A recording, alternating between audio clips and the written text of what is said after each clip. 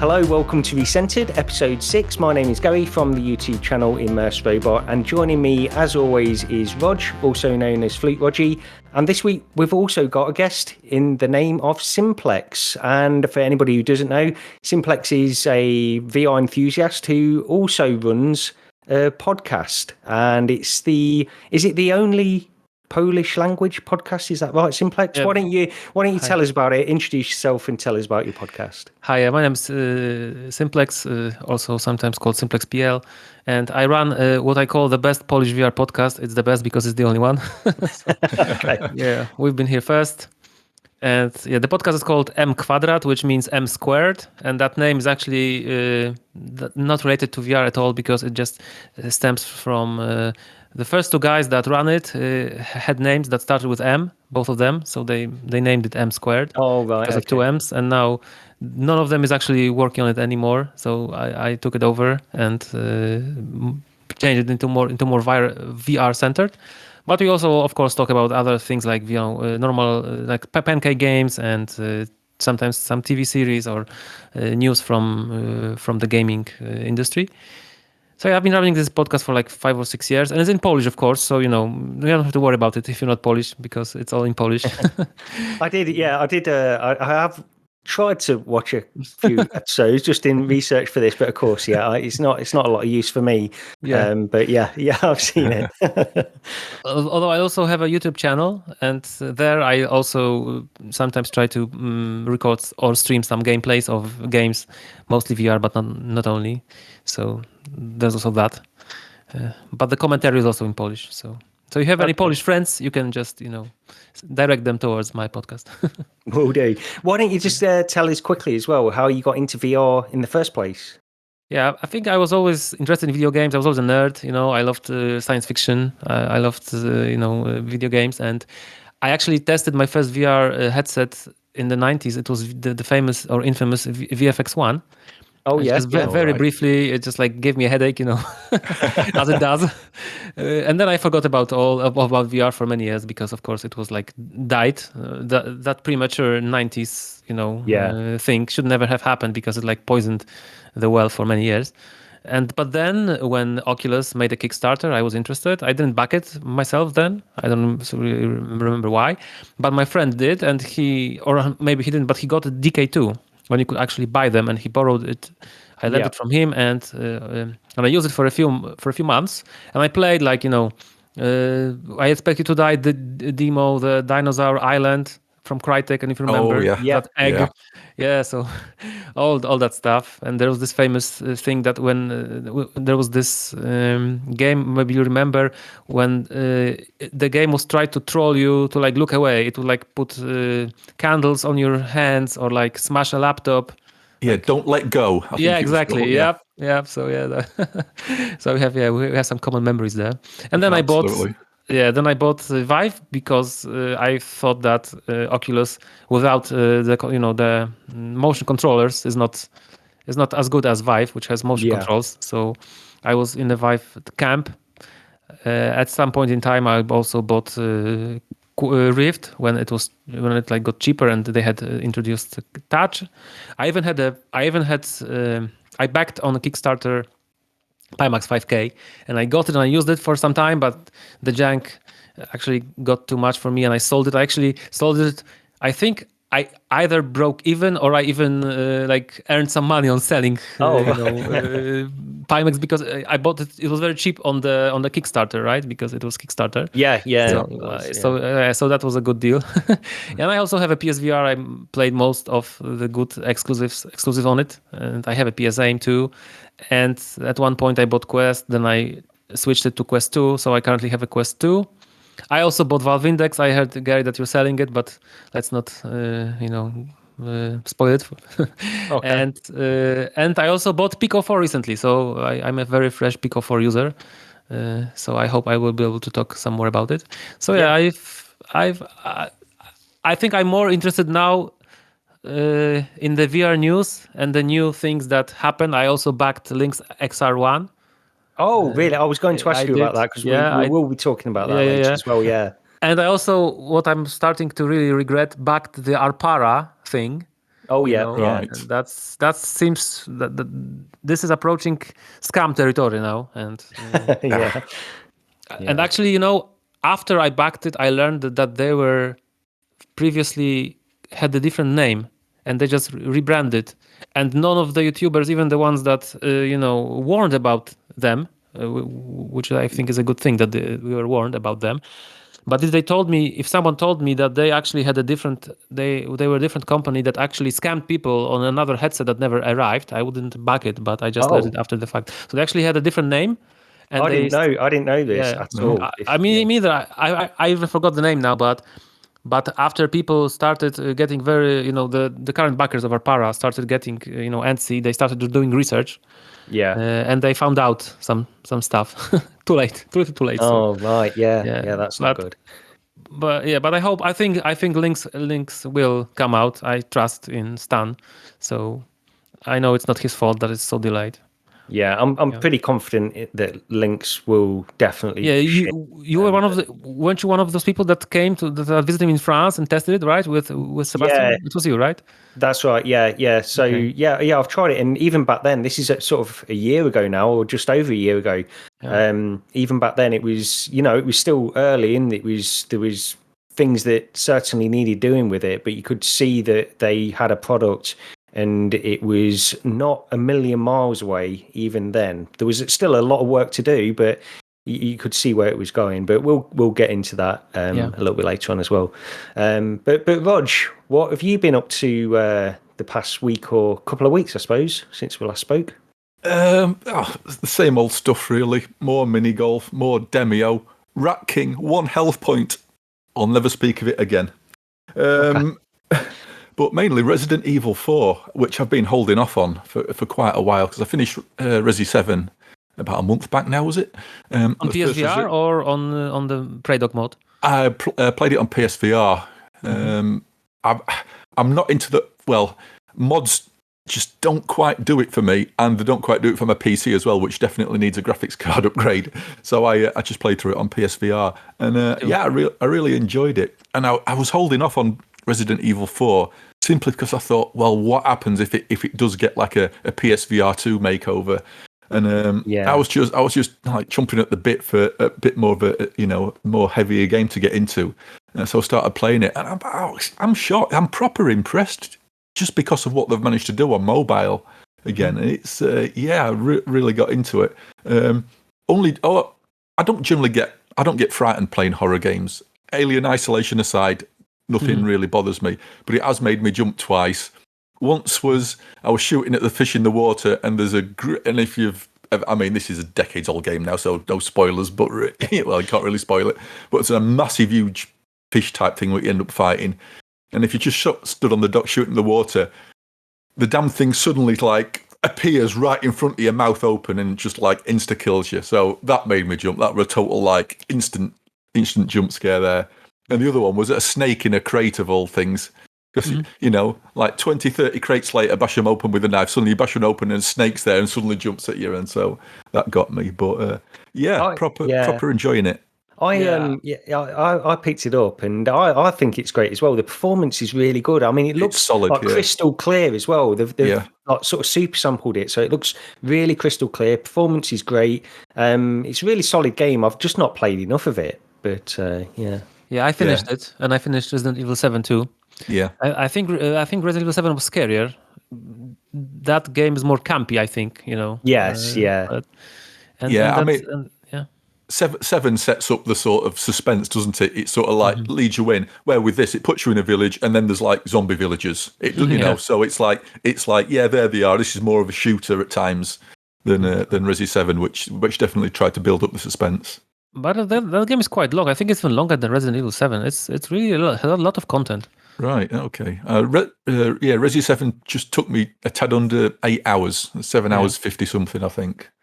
So, and that one is over 10 hours easily, like easy. Oh, right. Excellent. The Resident Evil 4, when I played that on Quest, the only thing, because it's one of the things I mentioned to you when we spoke about this, Rog, was like the in terms of a VR port, from a flat game to a VR port, we're often used to being disappointed when you see the Bethesda ports like Fallout and Skyrim and those kinds of things. They're great, and I still really enjoy them, but they do leave you wanting a little bit more in terms of VR mechanics. And with this port, it is something that I really noticed. They did sort of seem to go the extra mile in terms of really implementing some really good VR mechanics. The only thing, I mean, I played a little bit, and the game itself does show its age in some ways, like the animations and stuff like that, the enemies and things. But you accept that for what they're doing here anyway, honestly. So yeah, I really enjoyed what I've played of it. Yeah, definitely. You know what I'm worried about? I'm worried about that the remake will not be fully in VR. Yeah. They've held off saying anything, haven't they? They sort of said, well, they said VR experience. Yeah. VR. Yeah, there was. I can't remember the actual terminology that they used, but it was something which implied VR content, like additional VR content. Yeah, something like that. That's it. Yeah. It was. But they've taken that off all the current trailers now, haven't they? Exactly. And when there was this Capcom showcase, right? Yeah. Zero mention of VR. Zero. Yeah. Right. For Resident Evil 4 for the remake, but the remake looked amazing. I was really impressed, but no mention of VR. Maybe they'll save that. Maybe they'll save that for a later date. They've got to get the first, like the remake out for PS5, and then maybe they'll implement that at a later date. Hopefully, anyway. What else have you been playing, Rog? Yeah, I also had a look at Wooorld, and I say it like that because it's got 3 O's in it for whatever reason. This is basically sort of a Google Earth on your Quest, but not quite. If you're into travel, if you're into geography, different cultures and things like that, I think this is probably a decent pickup. I just grabbed it because I was sort of curious to see how much of the sort of like the Google Earth experience they'd managed to get into it. From that point of view, it's slightly disappointing because you can only scale yourself down so far.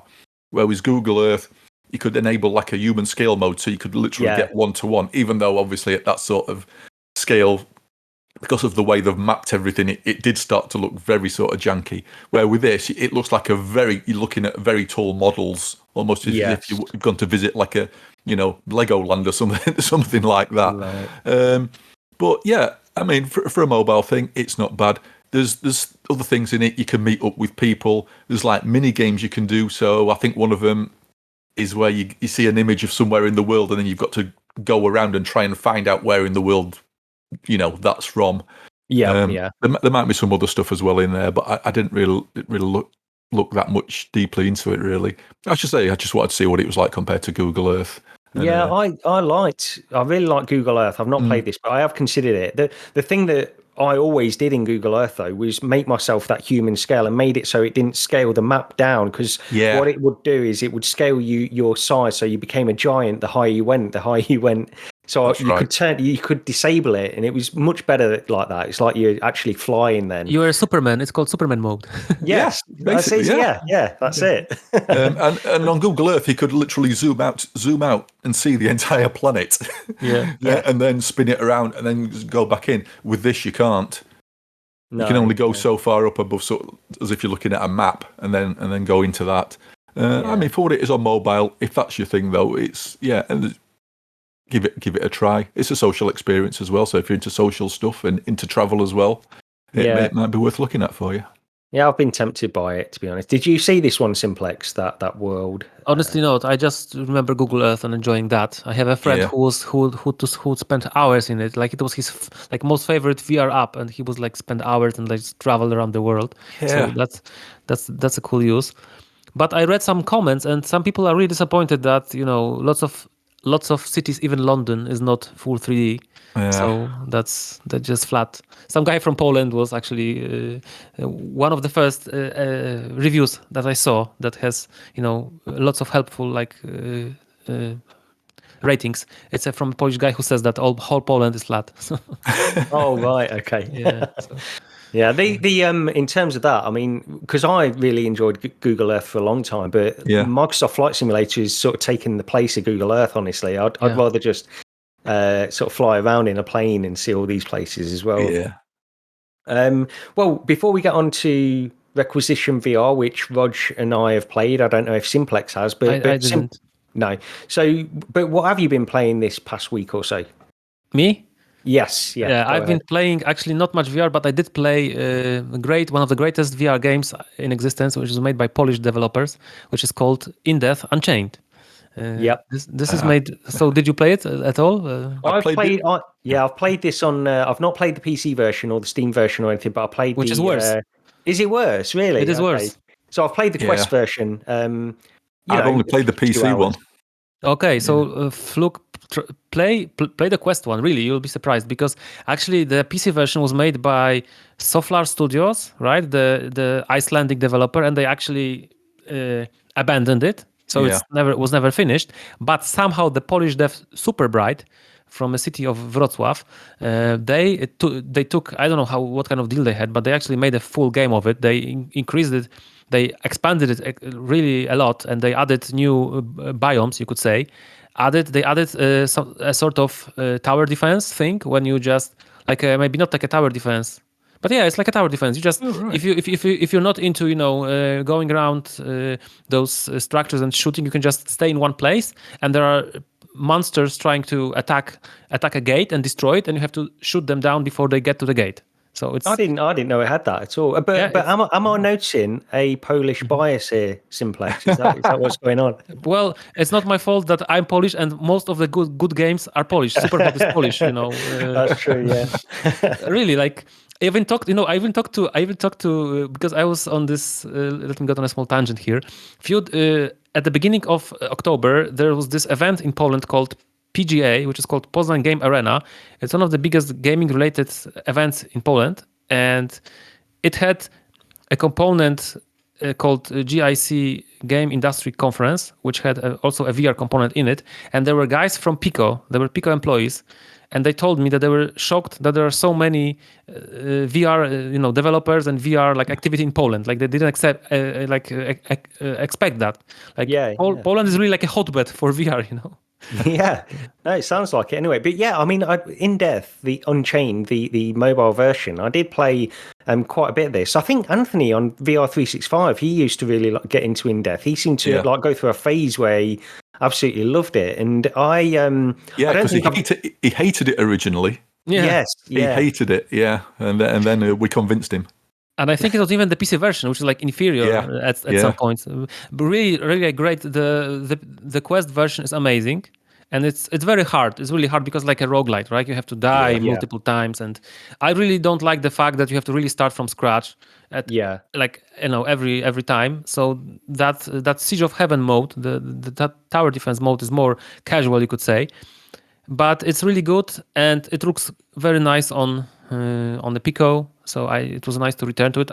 Sadly, all my progress was not carried. I mean, I could probably ask the developers if it's possible somehow to transfer, but I wouldn't be surprised if it wasn't possible because it's a different platform after all. But who knows? But yeah, I would like to thank them for providing me with the key for Pico. So I think if you ask them, if you ever get a Pico, even I think if you even ask them to get a key for for the Quest version, I think they would be accommodating because they're really great guys. Yeah, no, that's good. I mean, it's something we'll get into it. I was going to ask a few questions about how it looks and stuff on the Pico, but I think we'll save that for later when we get into your Pico talk. But yeah, that's great. So the other thing that we've been playing, well, Rog and I have been playing this week. We went into Requisition VR. We got a key from the developer for this game, and it's early access at the moment. So any impressions that we give will be sort of based on this early access version. But we went in. When did we go in? Earlier on, over the weekend, wasn't it?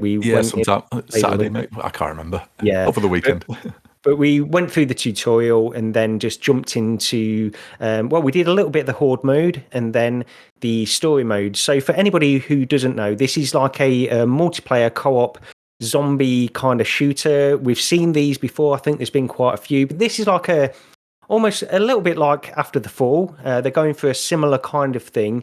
But one of the unique selling points with Requisition VR is that they have this mechanic where you can, in terms of crafting, you can combine pretty much any two pieces of equipment that you want, anything that is interactable, you can combine together to create a new kind of weapon. And we'll get into that in a little bit more detail in a moment. But that's sort of what they are pushing in terms of the promotional material, because it is an interesting idea. But it's sort of like a Left 4 Dead kind of alternative in VR, similar to After the Fall. And so Rog, why don't you get into a few of your impressions with this one? Yeah, definitely going for the Left 4 Dead style thing. I think, like you say, it's an early access thing, and there was a level of jank, definitely. There was sometimes the way the characters moved or the way things ragdolled about, whatever. Although it's another one of these games where they're going for, like, trying to rely on sort of physics to sort of really sort of heighten the gameplay. Although they don't have like a full like a inverse kinematic body, that's something it does have going for it. So yes, that is absolutely a positive. I was going to say it's definitely nowhere near as frustrating as something like Boneworks or Bone Lab. It was. I don't know.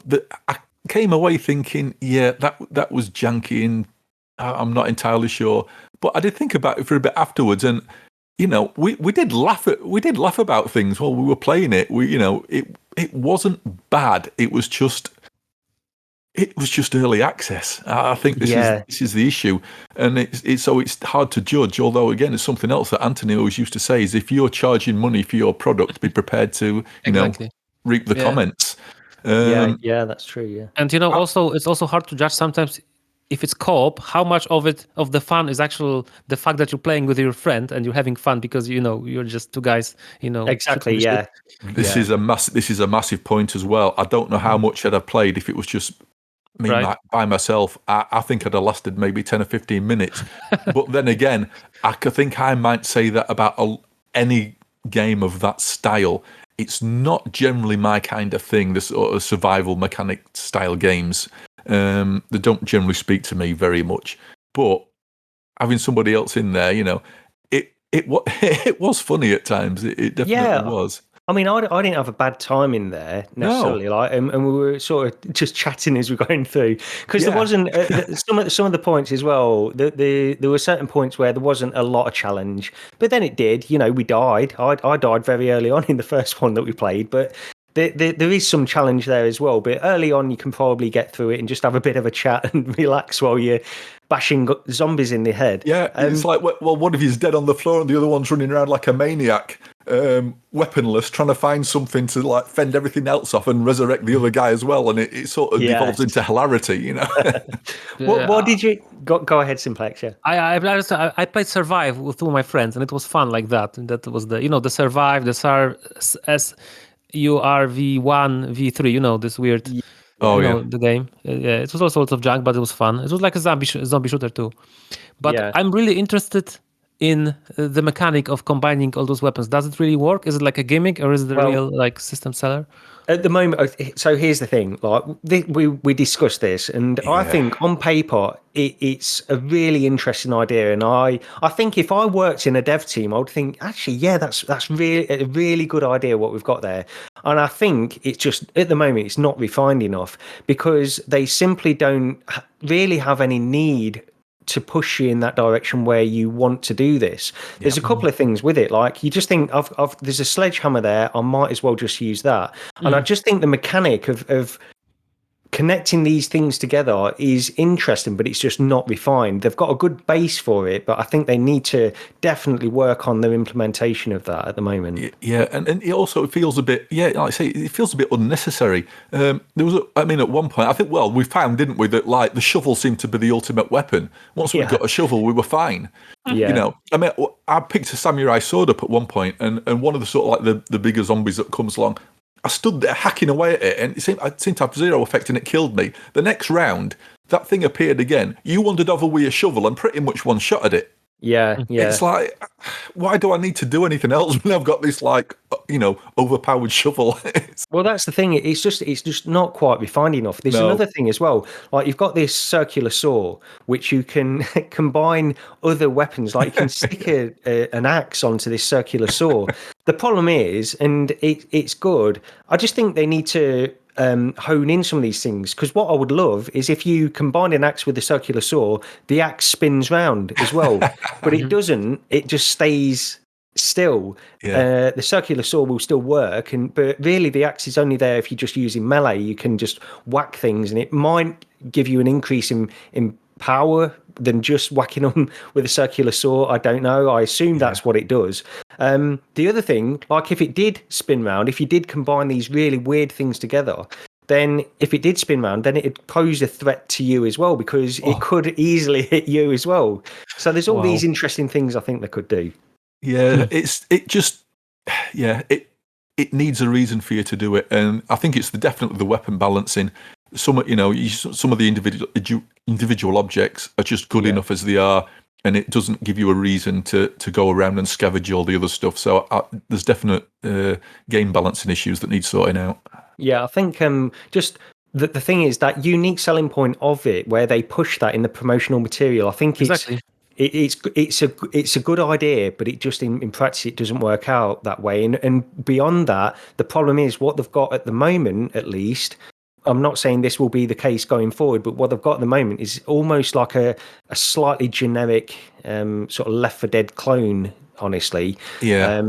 Here's the thing. So what I would say is I think they've got a good foundation to build on this game, but it's, early access. So it is what it is at this moment in time. Yeah, on the positive side, it's got the best physics ladders that I've seen in a game yet. I didn't really have too much of a trouble with them, and it sort of seemed to work better than the Half-Life 2 mod or Bone Lab, so thumbs up for that. Yeah. In terms of corpse physics, or like physics of all the items? No, just being able to climb the damn thing. Okay.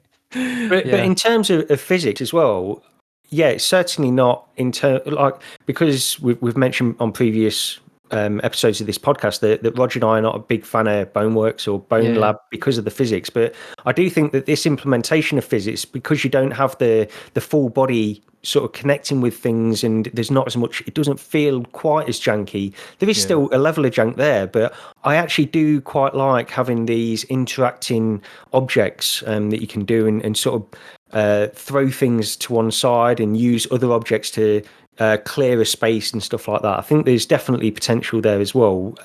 But I don't know. It's just I feel like they've released it a bit too early, maybe, for anyone to give a truly positive opinion on it. Another plus point though, it ran really well. Oh yes, it did. Yeah, performance-wise. I mean, I'm still on my old 1080 Ti, and I maxed out the visuals. I run it at 90 FPS, and I was recording 60 FPS video as well, and performance was solid. Wow, I'm surprised. Does it look good? Like good enough?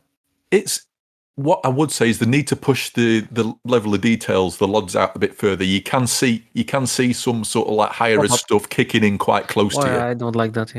Yeah, so that needs pushing out, but they seem to have the overhead to be able to do it, I think. Yeah, I think it looked good enough, and that didn't really bother me too much, and the performance was great. I went in originally on my Valve Index, playing at 120 frames per second, no problems at all. Wow. Which is often not the case in early access games, can especially. Do that. Yeah. I mean, you've got things like Hinge, for example. When that first launched, it was horrendous. It's like even the demo of Green Hell VR. Do you remember that on Steam when they released a demo of that? That was like horrendous how bad it was in terms of performance. But this one, this was a bit of a surprise because I wasn't expecting it to be as good as it was. Ironically, I think Hinge is by the same devs, right? Is it? It might be actually. I think it is. I don't know. But so maybe they're focused on performance this time. Yeah, maybe they got a lot of hate. Yeah, Hinge is them. Yeah, but definitely surprised with the performance, especially considering it's like a multiplayer game as well. Because it has like 74% positive on Steam, so it's quite like mostly positive. So it must be doing something right. Yeah. It's I think it'll be one to keep an eye on. If they can just improve on it and build upon it. Yeah, I mean, for me as well, just closing off, I think that a lot of it just comes down to whether this is the kind of game that I would choose to necessarily put a lot of time into myself. And it's a difficult question. Like I say, I had a lot of fun. Like certainly wasn't a bad experience when I went in there with Rog, but it's not something that I would ordinarily think of picking up or ordinarily think of spending time in. So a lot of people that would like this kind of game, of course, they'll probably gravitate more towards it, I suppose. And then does it have a story, like, at all, or? Yeah, it's got a story mode. I think they are working on creating this and expanding this a lot more. At the moment, it's basically similar to the Horde mode, but you have individual tasks to do between the hordes. You have to rescue prisoners and things like that. So the story mode is a little bit bare bones, but this is something they've already mentioned. They already recognise this, and I think they do plan on building on that in the future. Okay. Well, one thing I did learn though is if the world ever does sort of like end up in a zombie apocalypse, and you're working your way across the lands, stick Gary out front because he'll stumble across and set off every single booby trap there is before you get to it. Yeah, I was. There was a lot of tripwires that blew me up. I just seemed to not see them at all. Although I had the shovel in my hand, so yes. I was still prepared for the zombies. The big, very obvious red tripwires. Yes. Yeah. Yeah, it was, whatever. Who cares? It's at least now we know that the shovel is the best weapon for zombie apocalypse. Absolutely. Yeah. Nice. Guys, I also played some games on my Steam Deck, and I know Gary has it, and I know that you sold it. So I love it. I love it myself, and I wanted to plug my friend's channel, which is called Great on Deck, just like this Valve's name for things that run good on it. And he actually does really good things because he prepares optimization guides. So he himself does research and he checks how to optimize some games. Sometimes it's even like you have to edit some config files, add some arcane commands to the files, to some kind of config files, and they help a lot with like stuttering or frame rate, improve performance. So if you want to check out, learn how some games can be how some games that run bad on Steam Deck can be improved. Even some of the games that are officially not supported, he can make them run. Yeah. So that's really interesting channel called Great on Deck. So I can recommend that. Yeah, I'll check that out. I still play my Steam Deck a lot. Yeah. Honestly, I play it in bed. I like playing Steam exactly. Deck I play in bed too. That's what I do. Like, and I even swapped a fan. I actually have a funny story. I even recorded the video on my channel because my friend ordered a deck, and because I had this fan, this whiny one, this bad one. Right. I hate it. And my wife was actually being woken up by it, so she forbade me to play in bed, which I understand. and my friend, he had a pre-order, but he resigned. Like he wanted to cancel it, but I told him, well, just give it to me. I paid him for the pre-order. He changed the address, and I gambled. And his deck had the good fan, the Huaying fan, but it had a backlight bleeding on the screen. Like if your screen is completely dark, if it's black and doesn't display any graphics, then you can see that it has like those white spots, on the edges. Yes. Yeah. So I just wanted to take his deck and sell mine, but then I just figured out I can swap the fans, and I did it, and I swapped the fans, and I had some adventures. At one point, the battery got disconnected, and my deck would just only work when it was connected to the power source, It didn't even, I had some funny, There's been a few different things. So in terms of Steam Deck, sorry, just a quick tangent on this as well, because there's in terms of like the fan. So a lot of the early ones, they had this whiny fan thing. So I was really, when I got mine, I wanted to listen out for this, and mine doesn't. I don't think it doesn't sound loud. I don't notice it, so I assume I've got one of the good fans. And also the light bleed was, as you mentioned, that was another thing that a lot of people were mentioning. The only thing I've had recently is battery issues. So it will go from something like 70% all the way down to about 5%. Like it will last for a long time, like a couple of hours, and then all of a sudden it will still be on 60% and then go all the way down to 5% within about 10 minutes. So I think this is like a recalibration issue that I need to get into as well. But that's maybe you can send it to to Valve. Yeah, I know. I've thought about this. There's a lot of guides though. I think people have had this issue and managed to resolve it. So I'm sort of following a few guides on getting that. Do you know that you can now actually check what kind of fan you have without opening the deck?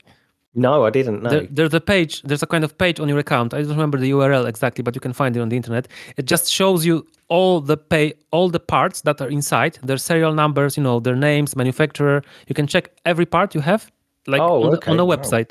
That's very Valve, right? I think Yes, yeah. That's very Valve. No, that's good. Yeah, I'll check that out. It shows, it shows my old fan. It shows my old whiny fan because they don't know that I swapped it, right? So this is funny, but you wouldn't be able to mistake that, would you? Like if you had a non-whiny fan, you wouldn't be able to mistake it for. I mean, you'd have to be really tolerant of a high, a high-pitched sound.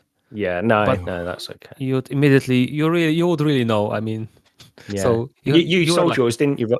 You sold yours, didn't you, Rog? Anyway, Okay. It's just I didn't really think there's anything wrong with it. It was just I didn't have a case use for it. It's just like it was a pointless piece of hardware. It was a new toy, and then it was like I don't need this.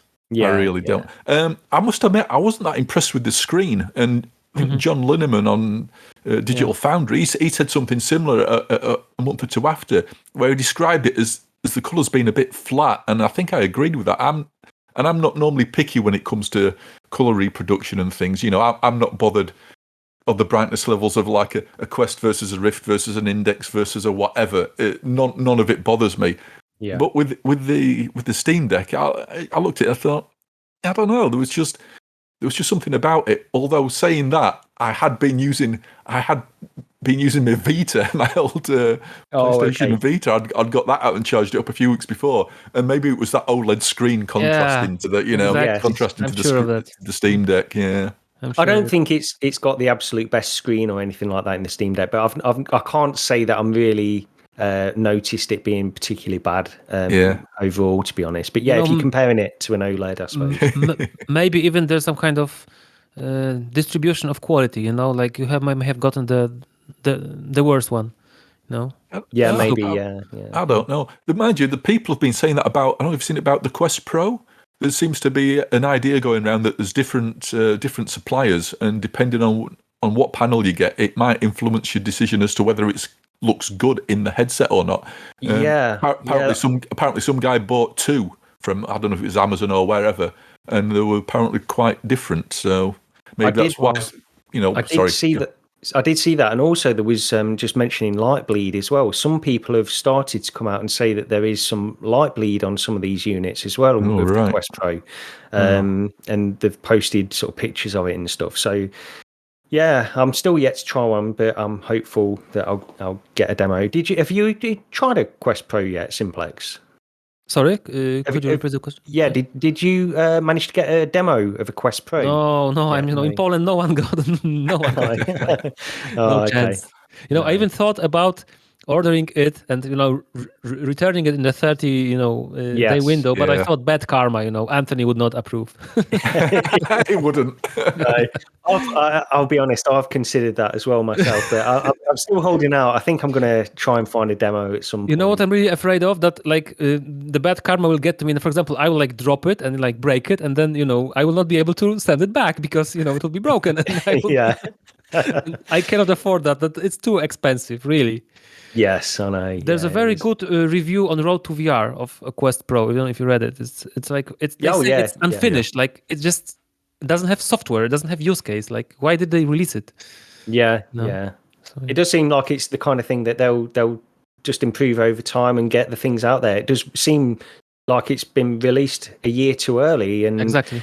Maybe if they'd held off a year, they could have put the better processor in there as well. Mm-hmm. But yeah, well, we'll see how that goes and how it improves over time. And also, just quickly, actually, because this isn't like a main news story or anything, but there was sort of confirmation from Zuckerberg that the Quest 3 will be released next year. I don't think we covered this in the last show, but I think he basically confirmed Bradley's leak, right? Yeah, exactly. Yeah, in Bradley we trust. Yes, exactly. That's it.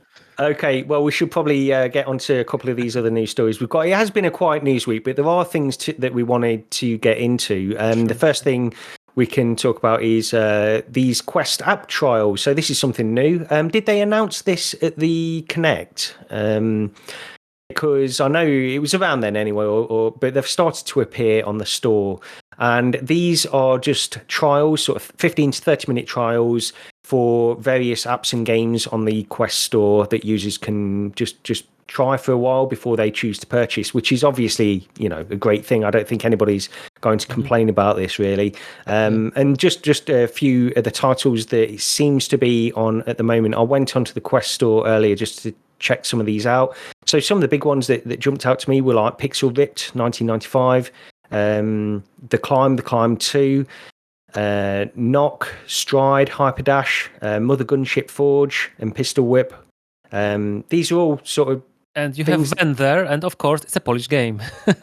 Oh, Ven it is as well, is it? Yeah, I've played Ven a little bit. I got early access to Ven, and I played that. That is a good game that you don't hear too many people talk about now. True. Actually, yeah, True. It's a bit. It's like a sort of, you know, what's the word? Unappreciated gem. You know, like underappreciated. Yeah. I think guys from Virtual Strangers love it. I think they really plugged it, as I remember. Virtual Strangers. I think they loved it. I've never got around to checking that one out. I did see quite a few people mention that it's quite difficult. So I don't know whether it is or not. But I heard that they actually nerfed it. They were like they got so many requests that they nerfed it, supposedly. And when I played it, it was like the first level that I played, all the way, because the levels are quite long as well. They take a long time to get through, and it's pretty tough. But it's, you know, it's not up to the level of Astrobot or anything like that. But it's still a pretty solid game, honestly, of that type. Yeah, no platform was up to the level of Astrobot. Oh my God. I was talking about this on Discord earlier. Think Sony is working on the like the second part that will release on PS VR2? They must be. I mean, they'd be crazy not to, right? I want Astrobot 2 more than anything else. Yes, I do as well. Yeah, me too. So we're all in agreement. Yeah. But yeah, so Rog, what do you think of these trials? Did you try any of these so far? No, I've not been on to take a look, in all honesty. Good news all round though, really. It's like nothing to complain about at all. Yeah. No one's going to complain about this, are the Simplex, really? It's, of course, it's great. It's great that they do this. It should be, it's something that should have been there from the start, right? Basically. Yeah. I think rather than...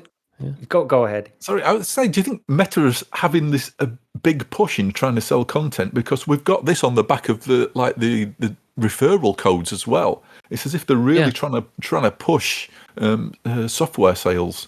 Maybe because they're losing so much money from their investors and everything. Oh, and I see there's also Jupiter Grad, which is another great Polish game. We've definitely got a Polish bias going on here. I don't know. Of course, I mean, that's why I'm here. Like, that's why I came here, right? You're here to push. Represent. Represent, exactly. I am going to try a couple of these, I think, because I've not played The Climb 2. So that's on there. I played it a bit. Did you play Jupiter Grad? No, I've not yet. No, it's great. It's really good.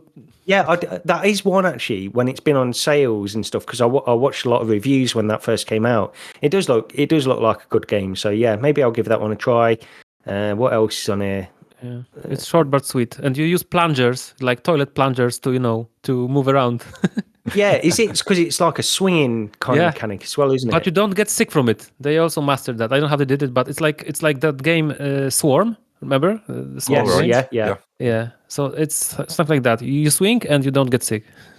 Okay. Well, maybe I'll give it a try. Why not? Got 15 to 30 minutes anyway in there, so I might as well. But yeah, just quickly to wrap this up. Because after the trial ends, you can purchase the title, of course, if you want to do that. But also, any progress you've made up to that point will be carried over as well. So it's all they're doing it in the right way. Seems like they're doing it in the right way. Nice. I might have to have a look at Ven finally.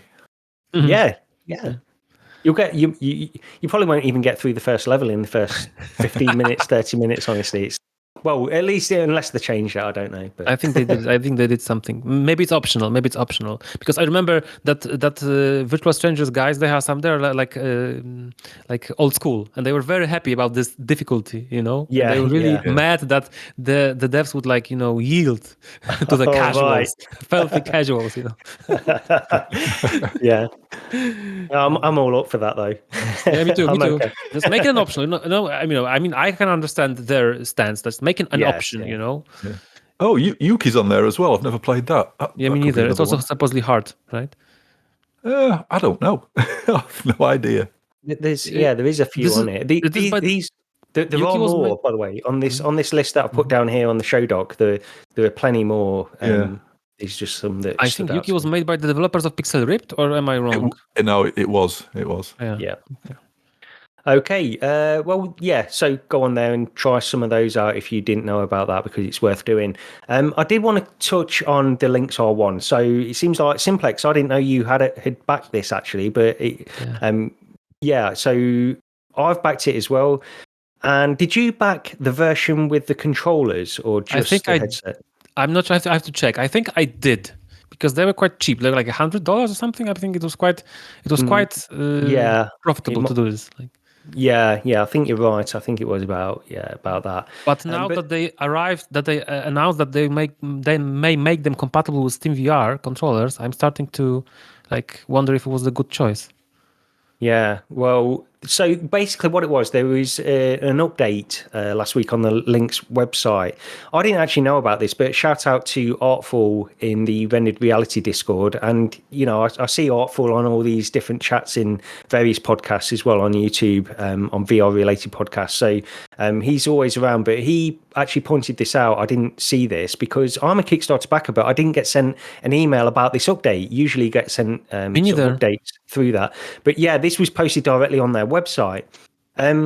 So just to go through a couple of the little highlights on this update. So there is another slight delay on these units going out to Kickstarter backers. So the first units will arrive in Europe in early December now. Originally, I think after the last delay, it was November. But now it's going to be December, and this is due to customs delays, and they will be shipped out non-certified straight away if you want them. Now, this certification is a compliance certification, so it's sort of CE in Europe and the FCC in the US. And so basically, in order to get this certification, it has to go through testing to make sure it's safety testing and things like that. But if you want to take this unit straight away, then you have to sign a back consent form, and then they'll ship it out to you in December, wherever you are, in the world. But if you want to wait for that compliance certification, then you have to wait till February 2023 for the first batch for Kickstarter backers. And if you've pre-ordered it, you didn't back it on Kickstarter, but you pre-ordered it, then you'll get your first batch in February 2023 as well. So there is a delay there, which is a little bit disappointing. And also this compliance certification is a little bit disappointing as well. But, I'm going to take the headset without that. I want it as soon as possible just to give it a try. What do you think about that? I think it's a formality, right? The certification. Yeah. Yeah, you would imagine so, yes. Yeah, I don't see any issues with that at all. But also, Stan did confirm a price increase, which I think he's previously confirmed this on one of his live streams anyway. But this is not really surprising. However, Kickstarter backers and pre-orders won't be affected by this price increase, of course, but any future purchases of the headset will be increased in cost. We don't know exactly how much yet, but this is due to component rise worldwide, and we've seen this from Sony and Meta as well with their headsets and technology. So it's not really a surprise, that part of it. The thing which was a little bit more of a surprise to me, and maybe it's because I've not been following it quite so closely, is the controller situation.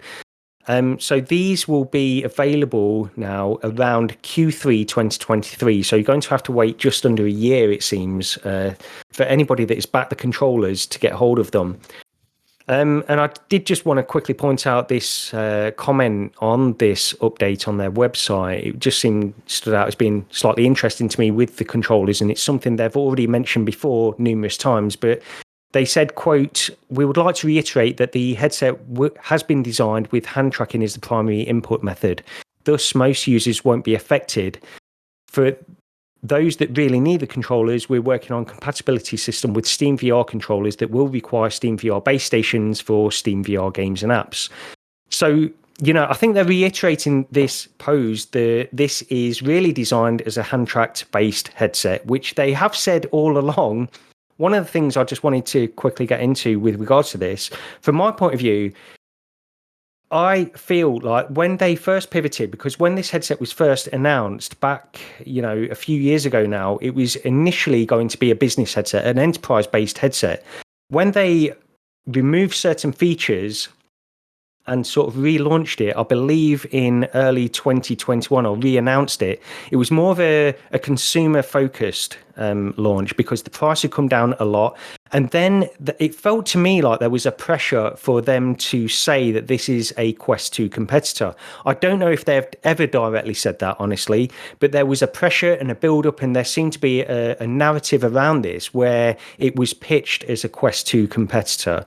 And by that, it needs controllers. And I feel in some ways that they brought this on themselves, but they were also pushed into this in some ways. And I think they need to just play into their strengths with this headset rather than try to position it as a Quest 2 competitor. I don't know if you've got any thoughts on that, Simplex, or anything that I've mentioned so far.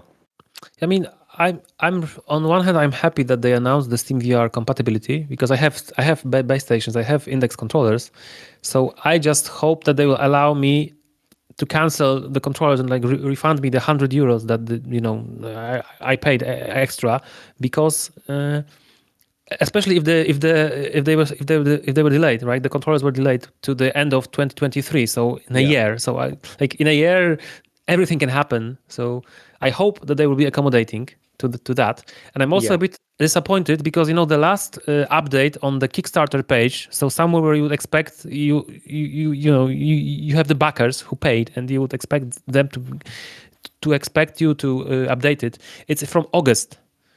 Yes, yeah. So I don't get it. Why would they make such an important announcement and completely ignore the Kickstarter outlet, as a place of updating it? I don't get it. Yeah. I mean, one of the things I did want to quickly mention on these controllers, because originally the plan was to use Finch controllers, which are a separate company. Finch, they've actually pivoted. I went onto their website a few days ago, actually. They have these controllers originally that Lynx were looking into, where they are 6 degrees of freedom controllers, but the actual controllers themselves they only have IMUs, so they only have sort of rotational movement sensors. Then you wear these bands, it seems, on your arms. Originally, I'm talking about the Finch controllers, not necessarily the Lynx R1 implementation of them, but they had these bands in order to give 6 degrees of freedom. Now, what Lynx were going to do is actually use the IMUs with these original Finch controllers, then utilize the hand tracking capability of the Lynx R1 in order to do positional movement for 6 degrees. Now, I don't know. To me, when I thought about that, they know a lot more about this. They've tested it, and they've obviously used this a lot more than I've ever used anything like this. But just thinking about that, you have like this inherent delay, even with the ultra leap hand tracking. There is still a slight delay in terms of movement. It will never be one-to-one in the way that the Quest 2 controllers are one-to-one. So I've always felt a little bit like the controllers were an afterthought. They were trying to get them to work. There was no clear path for them to do that, and this seems to have more or less confirmed that, honestly. But I checked Finch website, and they are now, advertising a controller which looks a bit like touch controller, and it's 6DOF. It's IR LED. That's so it's right. Steam VR compatible, so they are not using that. So what are they using? Well, originally they were. See, Finch themselves have pivoted. They originally had these controllers which were like this, but then they seem to have pivoted and gone over to these Quest 2 controller style with the tracking ring in exactly the same way as a Quest 2. So I don't know if this redesign that Lynx are talking about is because that they are now utilizing that tracking ring and still using Finch controllers. I'm not sure whether that's part of it or not, because those controllers on the Finch website do seem like they're readily available to purchase. So I don't know if they're still collaborating with Finch or if they've gone in a completely different direction. Yeah, I mean, I'm not sure. Can you buy them? They are showing a reference design, and that's all I can see there. So I don't know. It's weird. Yeah, well, this is the thing. Well, I think a lot of it comes down to the information that people are going to get for like the Kickstarter backers of the controller-based headset, because the backers of the controllers, because a lot of people, well, maybe not a lot of people, but some people will have picked this headset up as a viable alternative to a Quest 2, which to me just doesn't seem like a great choice, honestly. At least at this point, and maybe they can prove us all wrong with these new controllers and this redesign. I think as a Steam VR connected headset, if it had perfect controller tracking and that kind of stuff, it's a great utility for it. But I just feel like they need to, as a company, they seem to be pushed into this corner, or they've pushed themselves into this corner where they're not utilizing, they're not taking advantage of the actual advancements of this headset. It's a Quest Pro. You know, the Quest Pro itself doesn't take advantage of some of the functionality that headset has. So they've got a real opportunity, and I want Lynx to... Honestly, Lynx have got a real opportunity at this point in time, because there are problems with the pass-through in terms of quality on the Quest Pro. The Lynx R1 doesn't suffer from those quality issues in the same way. The pass-through on the Lynx R1 is pretty good. You know, it's not perfect, it's not crystal clear, but by all accounts, it's a lot better than it is on the Quest Pro. So it's crazy. Yes, and that's why they've got a real opportunity to take advantage of that side of things. And I think that it was a mistake all along to try to make it a Quest 2 competitor. Yeah, I agree with you, Gary. And you know what I think? I think that they did it in a moment where people hated Facebook for forcing, the logging into Facebook to use Quest 2. And people were desperately looking for an alternative. And now that you no longer have to do this, maybe the pressure on Lynx is not, as high as it used to be. That they won't be looked at as the savior who will save us from Facebook that requires Facebook login. Now that the Facebook is not requiring the Facebook login, they can just go back to what they originally wanted to do.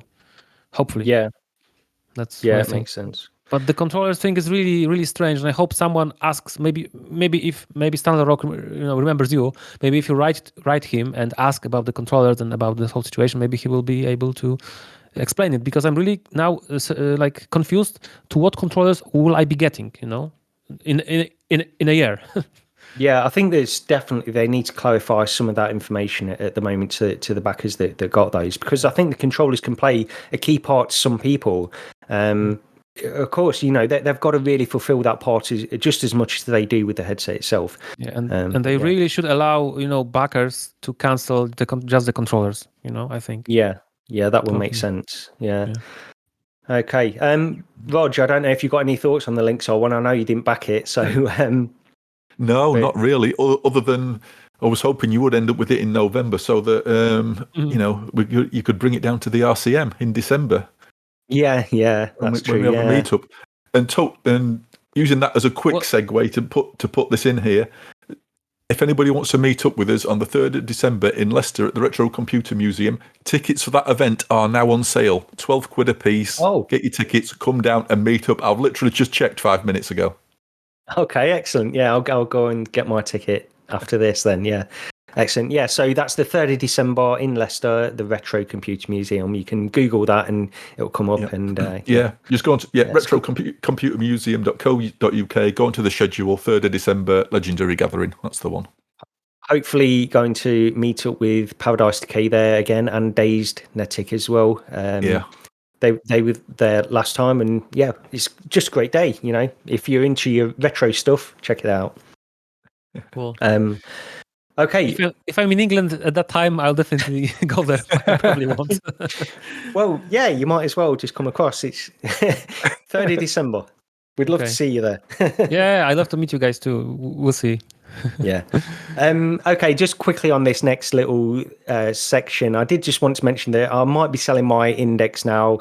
I don't really know why I'm telling anyone this, other than to really mention the fact that, because a lot of the stuff that I've done on my channel over the past couple of years has really been focused around my Index kind of content. Most of the stuff I've done has been Index, so it makes sense that I just mention that I will probably be selling it. I'm still a little bit hesitant. I've not actually packaged it away yet or listed it or anything.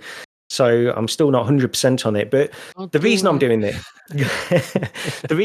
this, is because I was hopeful to get an early loan review unit of the Pimax Crystal. I've been in contact with Pimax for a few months since I got the 8KX to review.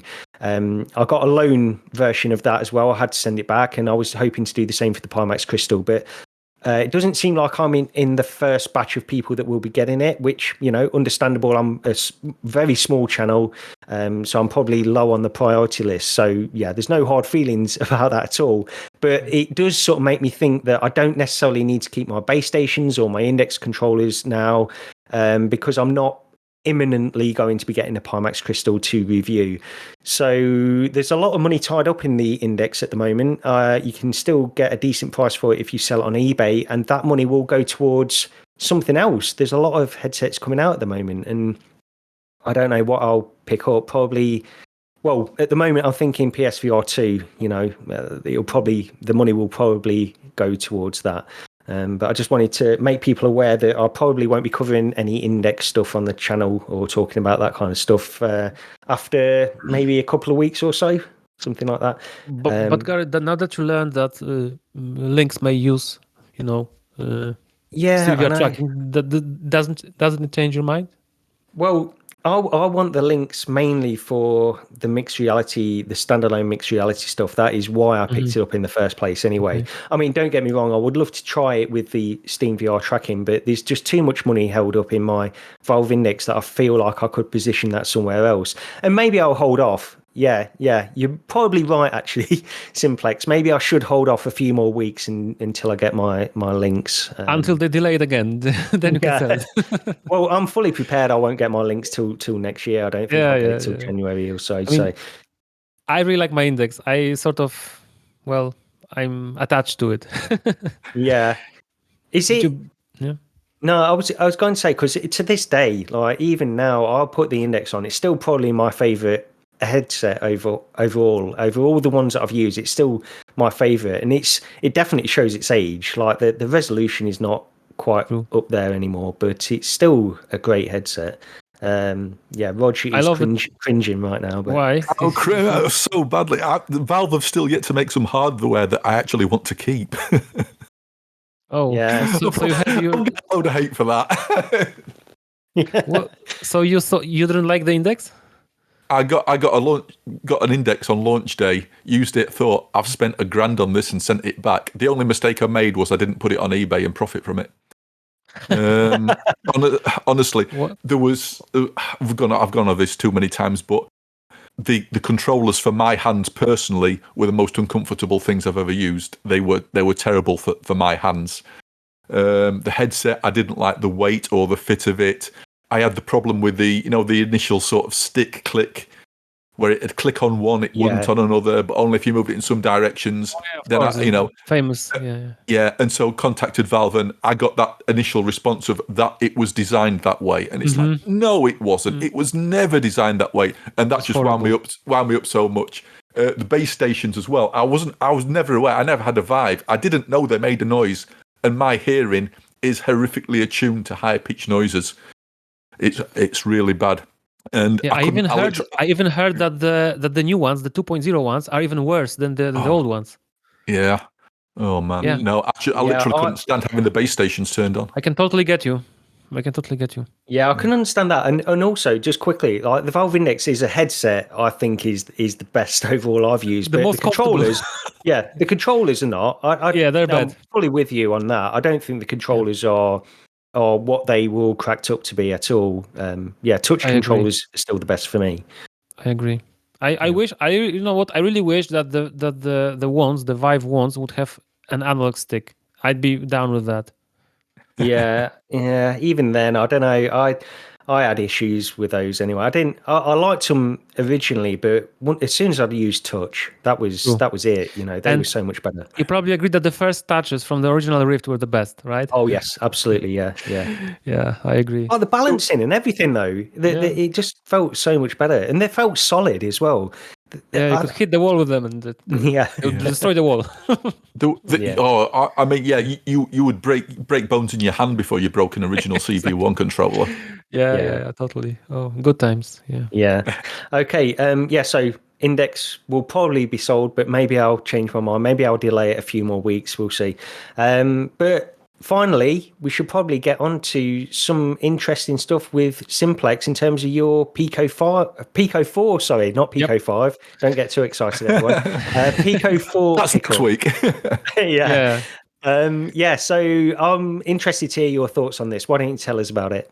Yeah, I got my Pico. I bought it in Bestware shop, and I got it quite quickly. And it was interesting because I learned that there may be some delays because Pico even announced that they like run out of the Picos, and because they didn't expect such a huge demand. And I called the store, and they told me that the shortage only affects the 256 gigabyte model, which I wasn't buying anyway because I was planning mostly to use it to connect it to the PC.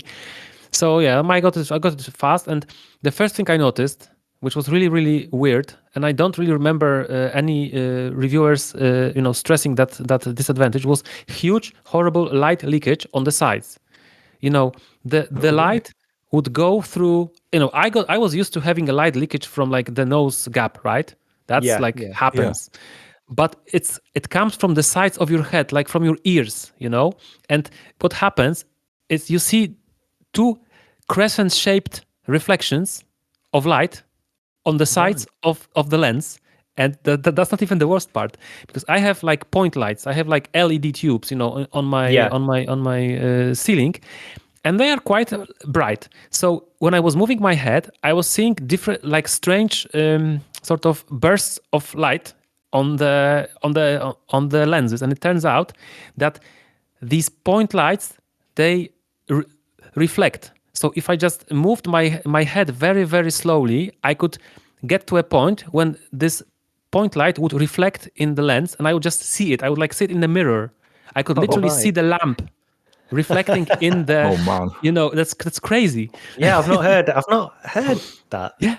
So if you play like in the daylight, or if you have like some kind of, I don't know, one big lamp at the top, just one lamp. I have six LED tubes, on my ceiling. So maybe my use case is very weird, very specific. But really, it was madness. I just had to like, if I held my hands, and just like squeezed it, then the light would stop, leaking through. But really, I really read some, reviews. I watched some YouTubers, and I really didn't, see that they would say about this. And then that's what really got me. After I bought it, after a few days, Sebastian made a video how to get of light leakage from the sides from your Pico 4. Like what? Right, now you're telling me? Did Sebastian not mention it in his review or anything? Or I don't know. I don't want to, put shade on him because I love Sebastian, and I was a guest on MRTV a few times, and you are also too. So yeah, because I think I watched that. I watched that review of the Pico 4. I'm pretty sure I watched it from start to finish, but I can't remember every aspect of it. So yeah, me too. I don't want to just say something that's not true. And maybe he, even if he didn't say it, maybe he just used it during the day, and he didn't notice, or he had like a huge lamp, very high ceiling. If you have like a high ceiling, perhaps it won't like get caught in the reflection. I'm sure he didn't do it on purpose. Yeah. So the thing is when. Sorry, go on. No, I was just going to say the thing is as well, when you're making reviews on certain things, you don't. There's certain things that do get through the cracks, isn't there? You just think, oh, I should have probably mentioned that, but you don't. So I don't know if you did or not, but if you didn't, you can't really blame him too much. But yeah. But yeah, so it sounds like the interface isn't really forming to your face very well then. If it's leaving like, But I've used really like you heard my story. You heard how many headsets I had, right? Or used. Yeah. None of them ever had this problem. Yeah. Like never. That's why at first I didn't even know what's happening. I thought that the lenses are broken, because like it would never occur to me that it could leak from this direction, So what is the tip to stop it from happening? I'll tell you. Do you remember when Facebook had this toxic foam, right? And they would send you a cover. Toxic foam, yeah. So if you actually put this cover on the just put it on. Oh right. On Pico, it fixes it. Oh, okay. It doesn't fit perfectly. So I had it. So props to Sebastian for this tip. And so that's how it works. So that was the thing that really like got me at first. Okay. But now I put it on, but I think I'm it's magnetic, so I'm sure that VR Cover and or others, Kiwi and other manufacturers will start probably producing Yes, definitely. replacements. Yeah. But still, you'll have to buy it, so it's like not so great. That's really weird. Mind you, I think most of us nowadays sort of factor in a VR cover as part of the cost of buying a new headset. It's almost like a standard, isn't it? But that was one of the advantages you'd think of Pico, that you don't have to buy anything because it already has like this elite battery strap built in, right? Yeah, true.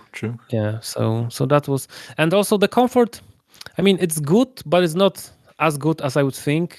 I have some kind of pressure points on my head, and Pico like touches them, like Yeah. you have to move it around and just to have it really comfortable. But it is light and it is well balanced. So how would you compare it to the Quest 2 though? Because that would be probably like a good comparison. Does the Quest 2 bother you more than the Pico 4 or?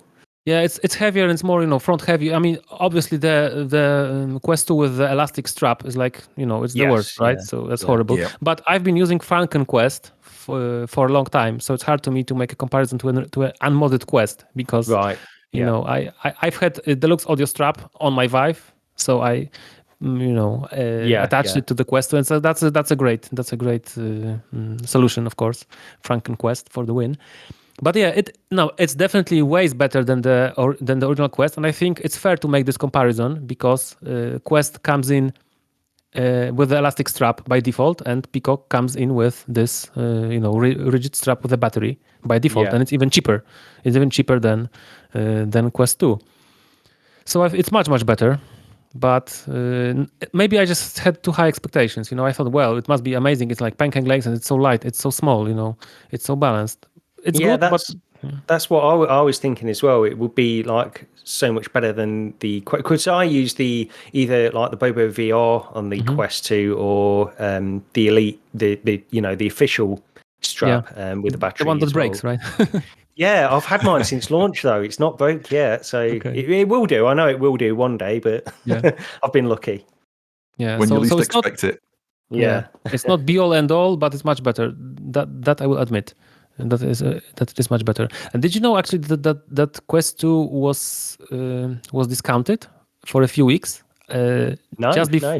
Yeah, it was discounted to like 394 euros in Europe for at least 2 or 3 weeks, just around the Pico 4 launch. Oh, really? Oh, no, I did not know that. No, it was. Yeah, that's funny. That's interesting. Yeah, I think they just finished the discount, but it was. Okay, so what else can I say? There is yeah. Go ahead. I was going to say, because I'm just looking down this list of the bullet points that you made down here. There are a few things that I've not seen mentioned before, because you mentioned about the well, actually, the next one on the list is the no equivalent to first steps. Or see, this is the thing. So, like on the Quest 2, you've got this software platform, which, although was a little bit bare bones when it was first released, you did have applications to get new people into VR pretty quickly with first steps and applications like that. First contact, the robot, right? Yeah. Yes, exactly. Yeah. So you did have that, but Pico doesn't have an equivalent of that at the moment. And that's crazy. Yes. The first thing I do whenever I demo Quest to people, I show them first steps, right? Yes. It's a no-brainer. They just learn by themselves. And first steps, it even has the voiceover in Polish. They recorded actually voiceover in Polish, which really surprised me a lot. Good, yeah. Yeah, and the Bogo kids love Bogo, of course. Well, so first steps is a VR experience. Like my daughter will still play that just occasionally. Anyway, she's like a VR expert. The robot. Where you're dancing, the dancing. Exactly. Yeah. That's amazing. They have the shooting for the boys, you could say, and they have the robot for the girls, It is a fantastic thing, though, in there. That robot. Everybody talks about that robot where you're dancing with the robot. Yeah, exactly. And Pico already ripped off so many things from from Meta. Why didn't they rip this off? It's crazy. They didn't. I think they should never release this headset without it. I think it's a big mistake on their part. Yeah. The UI, UI is bare bones too. Like I didn't find a place where it notifies you about the downloads. The state of the download. You have to go to the store and to the specific game to see if it's downloading. Right. Okay. So, yeah, the library. I mean, maybe I expected it to be more like Quest, and I'm not used to it. But I think that this library really is weird. There's no filter for games, but I think it's called entertainment or something like that. Okay. Or there are some weird translations issues where it tells you to like start play. Like start play. Yeah. That's not English. Start play. Even I know that, and I'm not English. Yeah, and then you cannot redeem. At least I didn't find a place to redeem a code via web browser, and you can do it easily. I don't think they have this sort of like a control center. Where you have when you can check your purchase history, check your payment methods. I don't think they have it like in the web. And it's also not possible to redeem a key inside the headset. I'm not sure if it's doable in the Quest 2. Maybe not. And I don't think it is. I've never done that, and I've never found a place to do it. It could be that I've missed it, but as far as I know, you can only do that through the mobile app. And ironically, I wasn't able to find out by myself without Googling how to redeem a key because I didn't install the Pico app because it's not needed to activate the goggles. So I think it's fine. It's good because Meta requires you to do this, and they don't. But you can only redeem the key through the app, through the Android app. That's the only place. I mean, if someone listens to us and knows it's not true, then just let us know. But I didn't find any other place, so that was surprising. And for the UI, they have lots of interesting 360 movies, which are quite good quality because 360 movies are usually really bad, right? Yeah. We know this, but they are quite good. I mean, I was surprised. I would expect them to be worse because there's 360. They have like. Santorini, the island, Santorini, the Greek island. It's very nice. They have like the drone flyover. They have some kind of sharks. There's this huge shark called whale shark, the biggest shark in existence, which is very, very docile because it feeds on plankton. But you can see it. And I'm not even sure if those movies are 3D. Maybe they're just 360 flat. But what I was wanted to say is that you can see them on the list of like recommended for you or like something like that, but you cannot add them to favorites to come back to them later, or you cannot you don't have a history.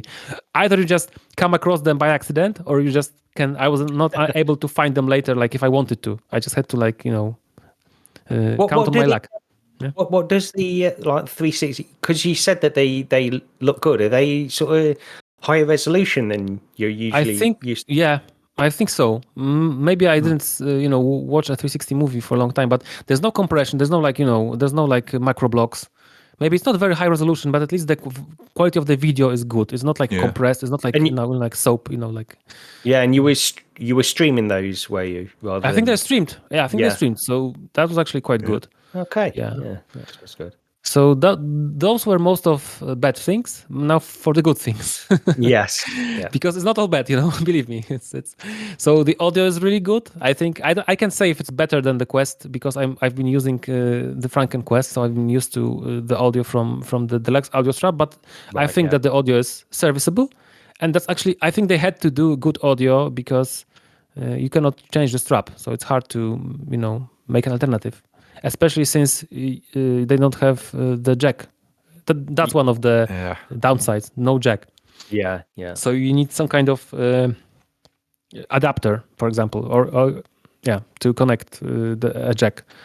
And so then it just goes through the USB-C, does it? If you want to connect. Yeah. Okay. So you can either use some kind of headphones that have a USB-C native connection, or you can just use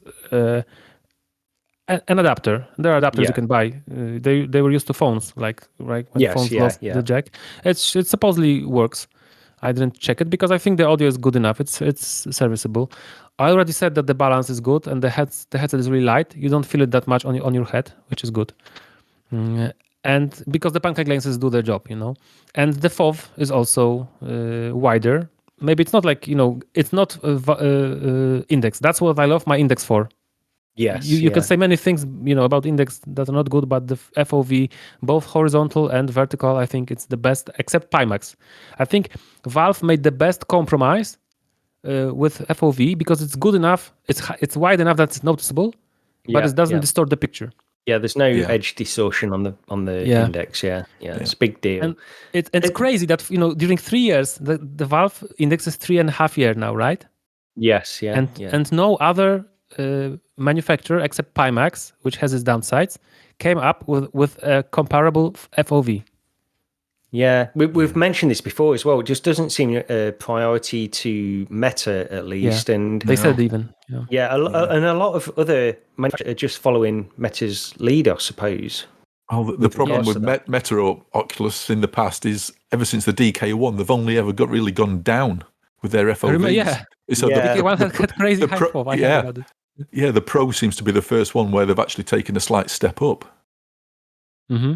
It's such a weird thing, isn't it? Because it's something that so many people complain about, but for whatever reason, they don't see it as a priority. Or maybe it's a balancing act in terms of like how much R&D they'd need to put into getting a truly wide field of view with the limitations that they put on themselves, where it will never distort. There will be no distortion whatsoever, because you can bet your life that if they do put out a wide field of view headset, they are not going to want any distortion at all for fear of people getting sick and that kind of stuff.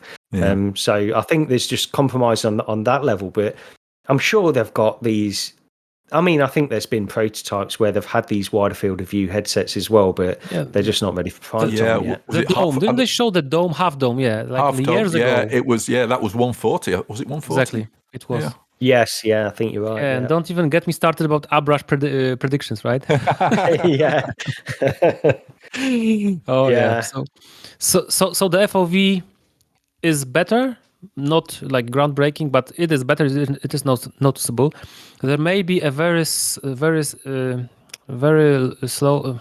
distortion, because there is one of environments that shows you huge planet Earth, like a huge globe that you see outside the window. And I think it's round, so it's easier to see the distortions. I think that sometimes if I really looked for it, when I moved my head around, I could see that this perfect circle, the globe, is getting slightly distorted, but it might have been maybe less because of the graphics, because I think it's flat there, this Earth, because it's like a background. So maybe it was just the background, Yeah, if they're using a cube map or something like that, exactly. Just as a live background, it could be just where the seams are or something, because you do get distortions on. Yeah. So that's a very good point. So I'm not saying, that it is there. It's just maybe it was just some kind of, because we didn't see it in the games. So so it works.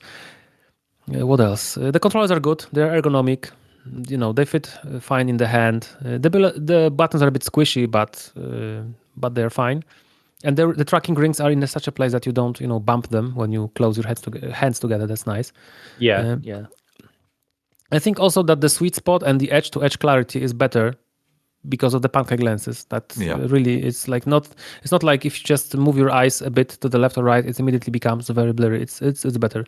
If that's you something, sorry to interrupt. There is because that's something that we've heard a lot about with the Quest Pro as well, based almost entirely on the pancake lenses, and people have actually taken images to compare these, and you can see it really clearly in terms of how far off to the edge that you can get without any of the problems that you'll get with Fresnel lenses at all. So this is one of the reasons that I would love to try a pancake lens based headset, honestly. Yeah.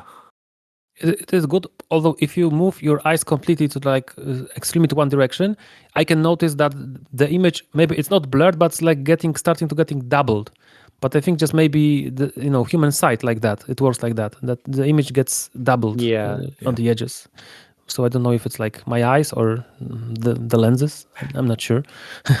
And the mechanical IPD adjustment is really like next gen, because you just change it in the app and you can hear the motor whirring, and changing it. So you don't do it manually. It's like this is.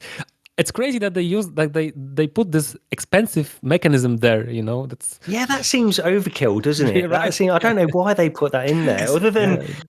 For it to be like part of the general design of the Pro version or something like that they just thought we might as well keep it in for the difference in cost. I don't know, but that's that's the weirdest decision. True.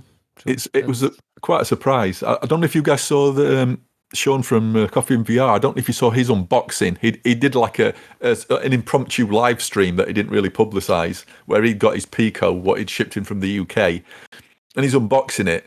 And he'd purposely not really watched anybody else's videos or coverage on it, so he could get sort of like his own unbiased view of it. And he opened it up and he didn't realise this thing auto-adjusted. So he takes the Pico out of its box and he starts sliding the lenses about. He goes, I wonder how these work. I think the collective chat must have thought, no, stop. Don't force it. Oh my God. Hopefully he didn't break it. No, it were fine. Yeah.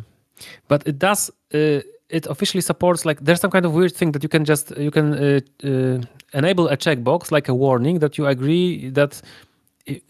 sorry, I'm a bit all over the place, but basically you can move them closer than it's officially supported. But yes, and then it may bump your nose or something. So it gives you a warning, doesn't it? Saying yeah.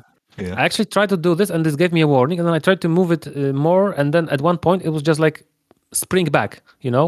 Either it just touched my nose or something, and it just wouldn't allow me to move further. That was weird. But that was maybe just because of my nose. So yeah, and also the picture quality is good. I didn't notice that the colors are very washed out or that it's too dark. I know that pancake lenses they are darker, like they don't filter. They filter more of the light, and I think that's why the battery is so low. The battery time, it's 5,000 milliampere hour battery in the back, and you would expect it to work longer, but it works like 2 hours max. So that's weird. Yeah, maybe because of the screen that has to be very bright. Yeah, the pushing bright screen. I but guess. The brightness was good. And I think Sebastian said that you only notice the lower brightness if you compare, side by side. If you just quickly put on Quest and then you put on Pico, then you can see it. But I didn't see it without the comparison, so I think the brightness is good. And I also wanted to thank Guy Godin for providing me a key to the virtual desktop. So he's a great guy, of course. Yeah. And I want to test it. I didn't test it yet. I wish I did, but I would do this before this program, but we have this national holiday in Poland, which is called like All Saints Day, and we go to visit people like our past relatives' graves. It's a very big deal in Poland.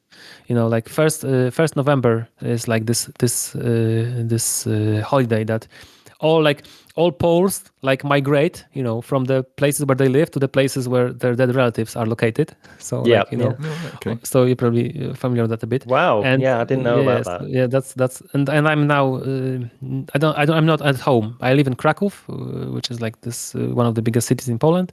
Yep. And I went back to my hometown, which is a very small town. So so that's where you are now. Yeah, I am now. But I took my laptop and I took my microphone.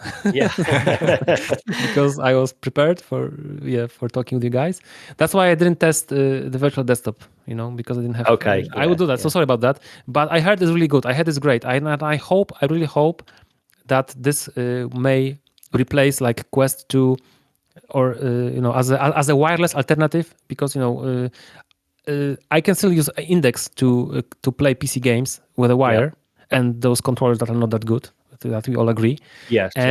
But I would love to play wirelessly, but on a better quality headset than Quest 2, because Quest 2 Link is good, of course, but still I think Pico can be better and better comfort, higher FOV, and it's a real magic that you can play Oculus exclusive games on Pico using virtual desktop.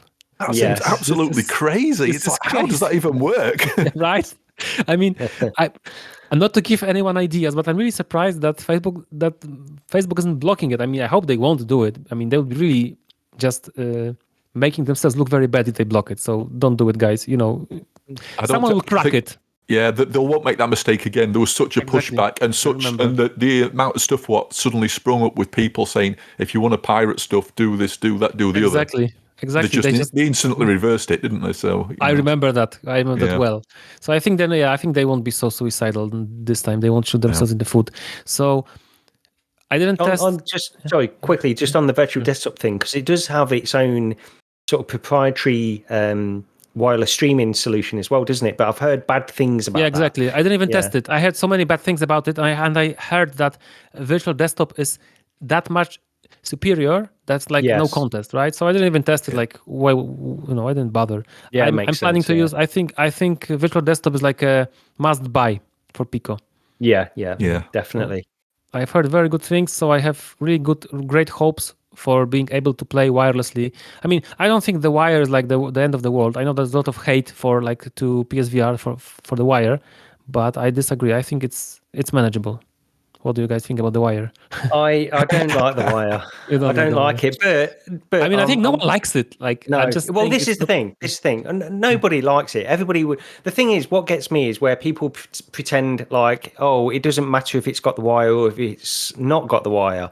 That's the thing that gets me, because I think that everybody on planet Earth would prefer it to perform exactly the same way as it would with a wire, without a wire. But I understand the limitations of technology at the moment and costs and things like this that mean that it needs to have a wire. So I'm okay with it. And also, yeah, I mean, I'm considering picking up a PSVR2, Yeah, and me too. the wire isn't going to stop me from doing that, of course. Exactly. not, That's no. what I don't like. Like you mentioned one extreme, people who pretend falsely that the wire is no big deal, it's no difference, and there are people who say on the opposite spectrum, like the wire is like unbearable, it's unplayable, literally unplayable. I cannot play Yeah, with the wire. no. Like that's not true.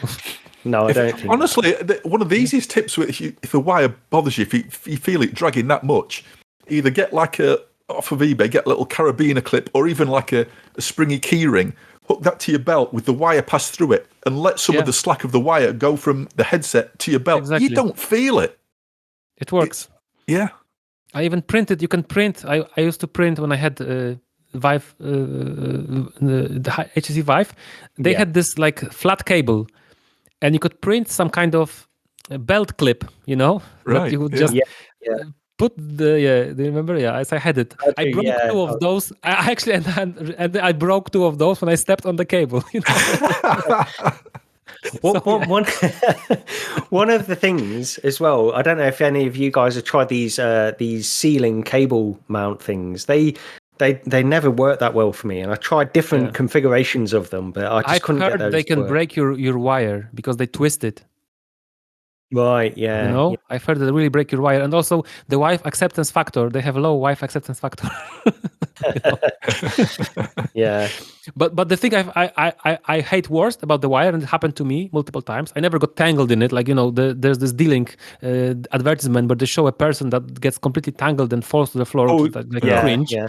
But it happened to me multiple occasions. If I crouched and then I stepped on the cable, and when I would get up, I would yank it because I stepped on it and there was no slack. So when I was standing up, I would hold it down with my feet unconsciously, and then I would just yank it from my. But I never yanked it from my head completely. But there was this bad sensation when you feel that you are getting up and something is yanking your head back. Yeah. It happened to me multiple times, so I can confirm that's the thing that happens. I never got tangled in it around my I never got strangled by it Yeah. The thing is as well, like in my office where I am at the moment, playing with the index with the wire doesn't really bother me. It's only when it's more when I'm in my living room with my family and they're doing things and I'm playing with the wire. That's really where it will affect me more. But at the same time, look, just to reiterate, I don't hate the wire. I just would prefer it to not have the wire. Exactly. And I think if you have the wire, you can just use rotation, right? Just stand in one place and just use rotation. Yeah, and a lot of people as well with a PSVR 2, they will probably play seated. I've heard a lot of people say that they just want to play seated anyway, and it's not an issue then. Of course, it's not. No, exactly. Yeah. Okay. Is there anything else you want to mention on the Pico 4? Nope. I didn't test. I didn't test it long enough to have a very definite opinion on it. I think it does lots of things well. I think it's better used as a PC, PC wireless thing. Yeah, HMD, because the software, there are lots of games, but you don't have Beat Saber. There are lots of games, but it's undercooked. It's still like early. I think it's very early. Yeah. Well, this is, I mean, we didn't mention it on the show, but one of the things I said to you before we started is the lack of the display port. It's one of the main things that stopped me from picking this up. That would have been like a big sort of a game changer in terms of a lot of people picking this up. So yeah, that would have made the selling of my index a lot easier to do, honestly. Yeah, I would have like zero reservations. I mean, I bought it anyway, but if it did have DisplayPort, it would be like a no-brainer completely. So yeah, I did wonder a bit before, but then I got scared because it was a bit of FOMO because I heard those rumors that it's going to be not available, right? Yeah. Because Pico said it. Maybe that was their plan, Maybe FOMO people, So they kind of scared me into like, if I don't get it now, who knows when I'll be able to get it, right? So yeah. So that was a bit of that, but I mean, I don't regret it. This light leakage was the worst thing that happened at the very beginning. So this kind of it soured a bit. It soured it. My first experience to it, but after I used Sebastian's pro tip, it became better. So yeah. Okay. Well, yeah, thanks for giving us some of the impressions on that, because it's something that I'm still intrigued by the Pico for. It's not something I'm looking to pick up at the moment, but yeah, I do watch reviews and stuff like that and get impressions of the headset. Actually, no, the Pico guys I met in Poland on that conference, they are from Britain, actually. They're British. Oh, really? Okay. Yeah, and I will give you contact to one of the guys. I had him on LinkedIn. So, I think he lived for 8 years in China, something like that. I think I overheard him saying that. So that's interesting. So yeah, I think they are British. So I think you may be able to maybe somehow get acquainted and that'd be great. Yeah, maybe we can invite them to the Retro Computing Museum. Yeah, I was going to suggest. Yep. Okay. Well, that's probably pretty much it for this show. Is there anything you wanted to wrap up with, Rog, at all? No, I'm good, I think. Okay. The guy is called Samuel Martin. The guy is called Samuel Martin. Pico. Yeah. Okay, right. Yeah, okay. Well, yeah. Send me some details behind the scenes. Is there anything you wanted to just wrap up on Simplex? I just wanted to thank you guys for inviting me. It was I had great fun. I love your podcast. I really was happy that you started making a podcast because I am an orphan of VR Roundtable. Oh, we all are, right? Yeah, so, no, it's no, I appreciate that. I love doing VR Roundtable, and hopefully maybe one day we'll get everybody back together to do another special show or something like that. I don't know. There's no plans, and I don't know how much everybody else is invested. But we did have Steve on a couple of weeks ago. So yeah, I remember. So it was great, and I hope Anthony will come back at least like a guest appearance. Yeah, I'd love to get Anthony on the show sometime. We seem to mention him pretty much every episode for some reason. I was on his show.